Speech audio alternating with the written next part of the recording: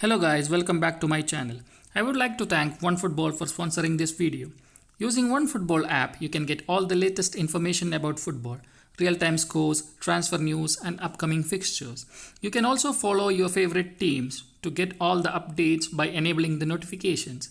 You can download the app from the link given in the description. Come on guys, download the app and you will not miss anything from the world of football. It is completely free and you can download from the Play Store and the App Store.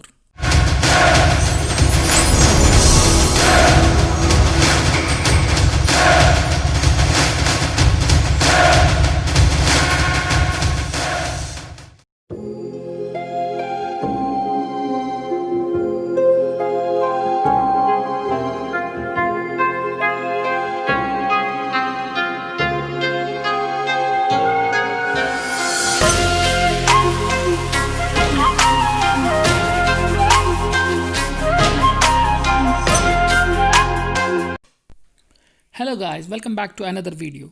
Today we are here with a tip, how to increase the expiry date of eFootball points. Many of you are aware of this one, but those who do not know can follow this and increase the expiry date of your eFootball points. As you can see here, the expiry date of the first one is 159 days, which is collected in December, and 190 days, which is collected in January. So whatever you collect in December, the expiry date is 159 days, and whatever you collect in January, it is 190 days. So what you have to do is, you should not collect the eFootball points from the inbox. Whatever you get from the match days or the collection for rewards, you just keep it in your inbox. The inbox have no expiry. So what you can do is, you can just keep it there. Whenever necessary, you can receive it. Until that, don't receive it. Keep it in your inbox itself. So there is no expiry date. If you receive it, there will be an expiry date for the eFootball points, and you have to use that eFootball points before that date. Let's redeem 200 points to show you how it works. Okay, I have redeemed 200 points now. Let's go back to the store and check where it gets added. So let's go to the store, check details. And the eFootball point balance was 34,600 before. Now it is 34,800, and it is added to the 190 days.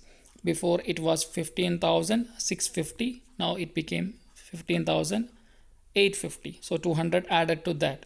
So the first one was redeemed in December. The second one was redeemed in January. So what you have to do is, you have to keep the points in your inbox. Don't redeem it. Whenever you need it, you can redeem.